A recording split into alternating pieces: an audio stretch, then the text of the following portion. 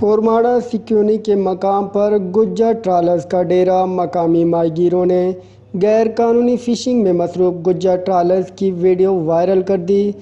تفصیلات کے مطابق ماہ اگست میں ماہی گیری کا سیزن شروع ہوتے ہی مہلک جالوں سے لیس ٹرالر ضلع گوادر کے سمندری حدود کا رخ کر کے سمندری حیات کی دیدہ دلیری سے نسل کشی کرتے ہیں۔ اس سال کا سیزن شروع ہوتے ہی ضلع بھر سے ماہی گیروں کی جانب سے ٹرالرز کی موجودگی کے حوالے سے شکایات موصول ہونا شروع ہو گئے۔